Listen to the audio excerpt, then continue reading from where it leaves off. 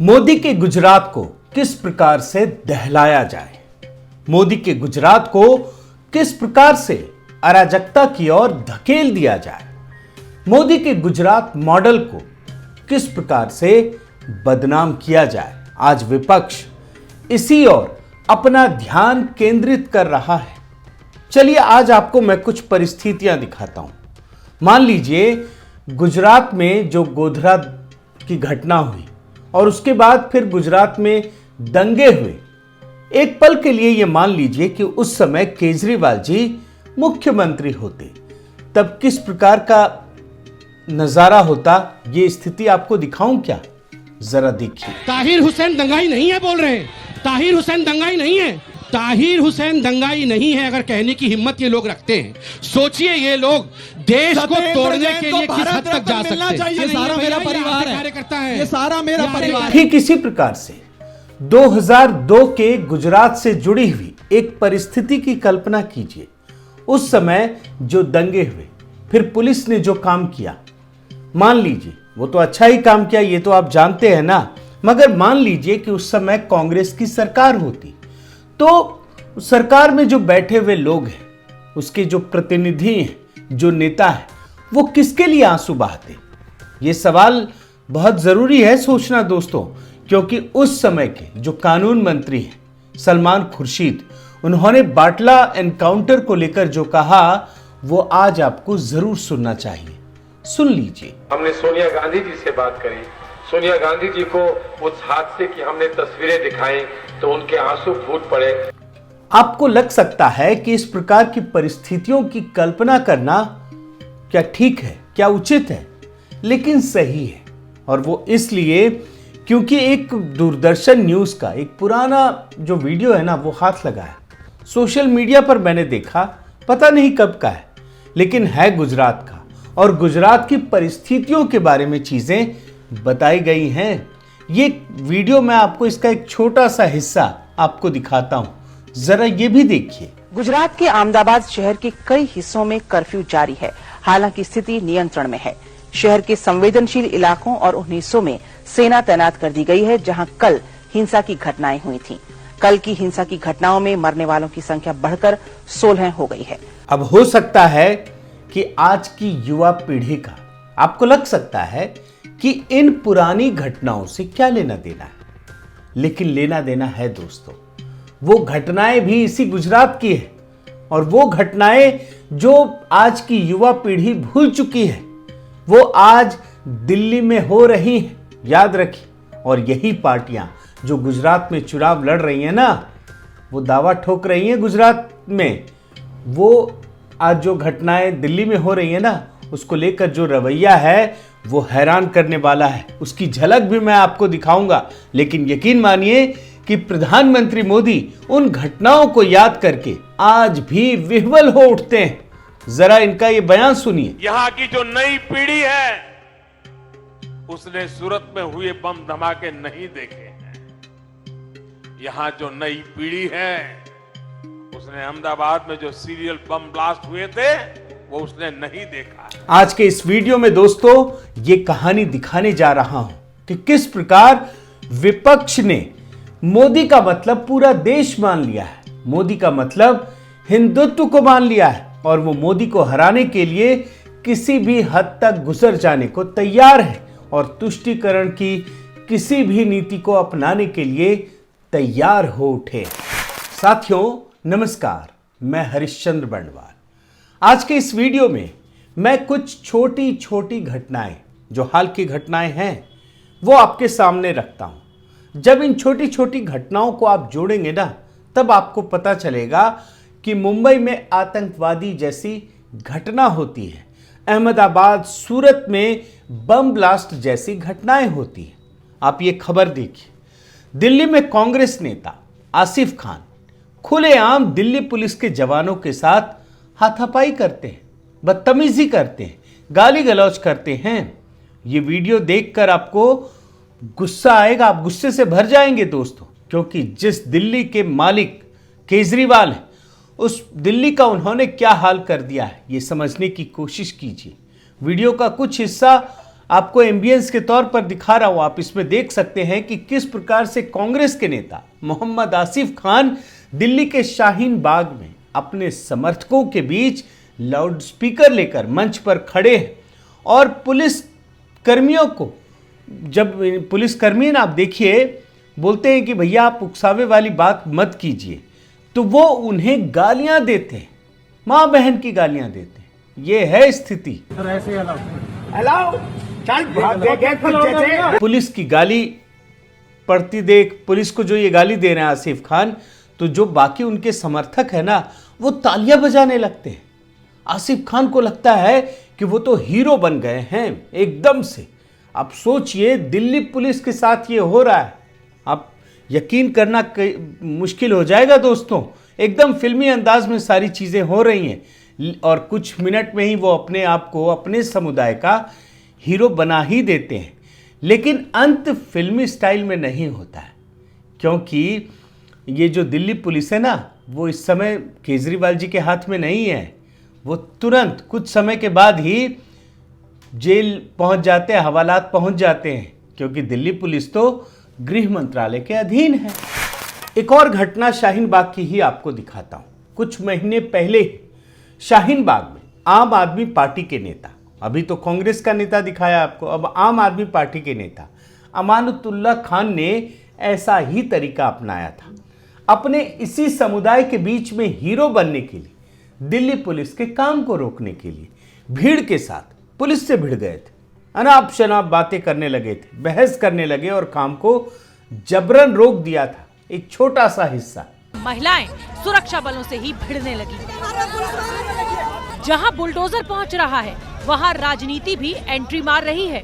शाहीन बाग की तरह ही मदनपुर खादर में भी आम आदमी पार्टी के विधायक अमानतुल्लाह खान पहुंचे और एमसीडी की कार्रवाई के खिलाफ सड़क पर बैठ गए। लेकिन हीरो बनने के अपने इसी तरीके की वजह से इन्हें भी जेल की हवा खानी पड़ी थी।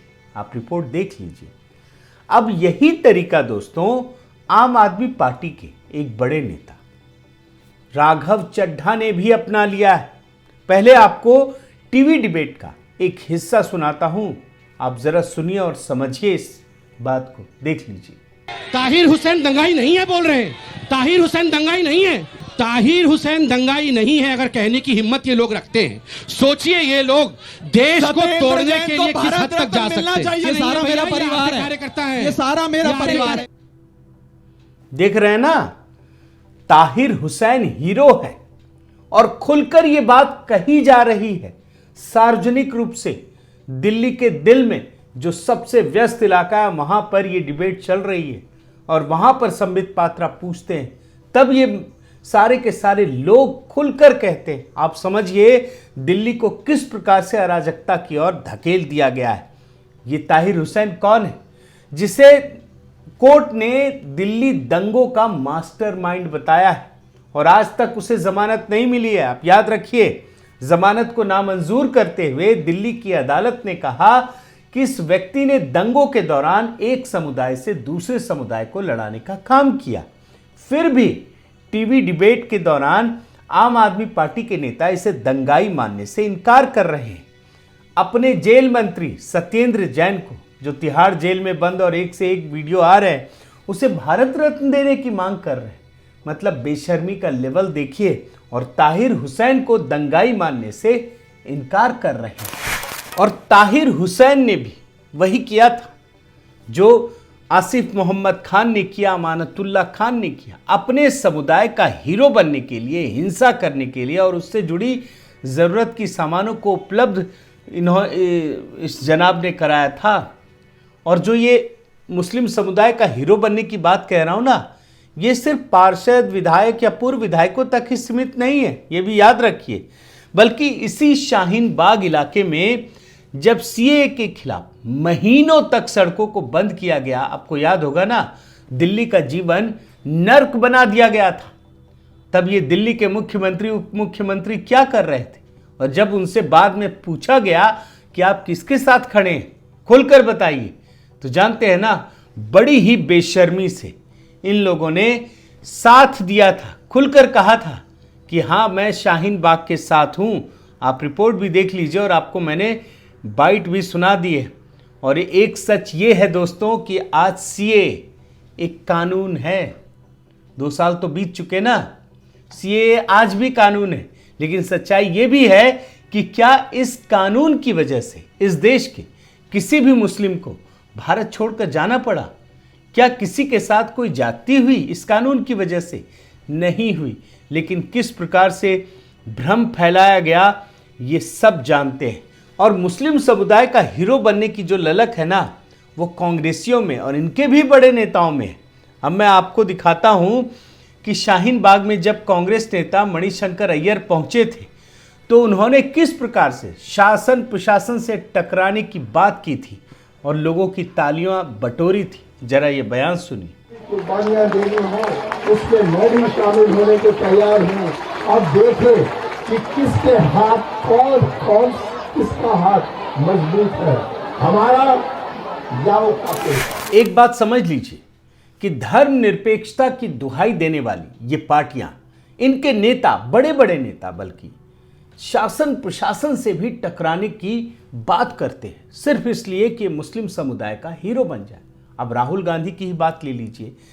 ये जो मुद्दा हुआ, बिल्किस बानो का मुद्दा था, इस मामले में राहुल गांधी ने सीधे प्रधानमंत्री मोदी को ललकारा। ये तो आपने देखा ना। लेकिन वहीं श्रद्धा के हत्यारे आफताब पर एक भी बयान नहीं दिया। उन पर बयान देने से ही जनाब बचते रहे।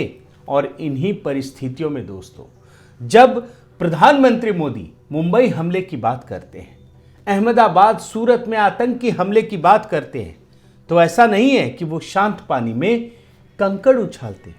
ऐसी बात नहीं है, बल्कि सच्चाई ये है कि एक शांति प्रिय राज्य गुजरात के लोगों को एहसास दिलाते हैं कि केजरीवाल और कांग्रेस का जो दिल्ली वाला मॉडल है तुष्टीकरण का, उसकी आड़ में क्या कुछ हो रहा है, क्या कुछ किया जा सकता है। उनका ये बयान आप एक बार सुन लीजिए। आप याद करिए, दिल्ली में जब बाटला हाउस एनकाउंटर हुआ तो कांग्रेस के नेता आतंकियों के समर्थन में रोने लगे, रोने। अब इसका संदर्भ भी आप समझ लीजिए। हमने सोनिया गांधी जी से बात करी। सोनिया गांधी जी को उस हादसे की हमने तस्वीरें दिखाई तो उनके आंसू फूट पड़े और उन्होंने हाथ जोड़कर कहा कि ये तस्वीर मुझे मत दिखाओ, फौरन जाओ वजीर आजम से बात करो। पीएम मोदी को अगर आज ये कहना पड़ रहा है तो समझ लीजिए कि आज भी तुष्टीकरण का रोग इनके दिल से हटा नहीं है।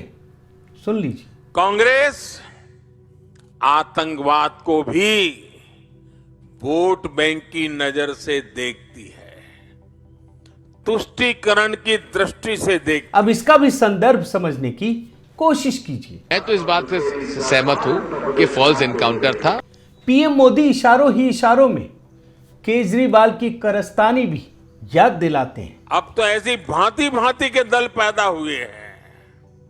ये दल भी शॉर्टकट की राजनीति में यकीन करते हैं। उनको तो सत्ता की भूख भी जरा तेज है। वो वोट बैंक की राजनीति करने पर उतारू हैं।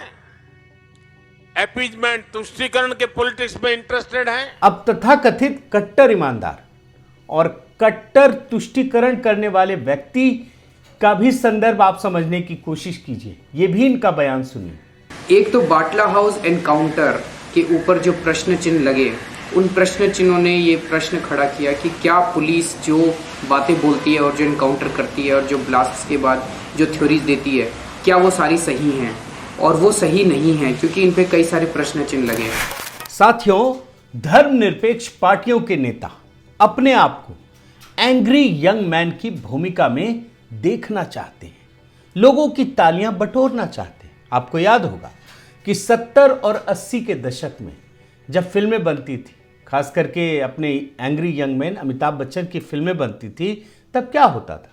पुलिस वालों को पीटकर या बदमाशों को पीटकर वो अपनी छवि बनाते थे और जो हॉल में बैठे दर्शक है ना, वो तालियां पीटती थी। वही काम आज ये धर्मनिरपेक्ष पार्टियों के नेता करना चाहते हैं। लेकिन सच्चाई ये है कि ना तो वो धर्मनिरपेक्षता का असली मतलब समझते हैं, ना ही वो ये भी समझ पा रहे हैं कि न्यू इंडिया के दौर में ये सारी चीज़ें ख़त्म हो चुकी हैं। ये जो हथकंडों का दौर है ना, वो ख़त्म हो गया है। और यही वजह है कि आज जब वो ये सारी चीज़ें कर रहे हैं तो जनता को पता चल रहा है कि उनका मकसद क्या है, उनकी नीयत क्या है।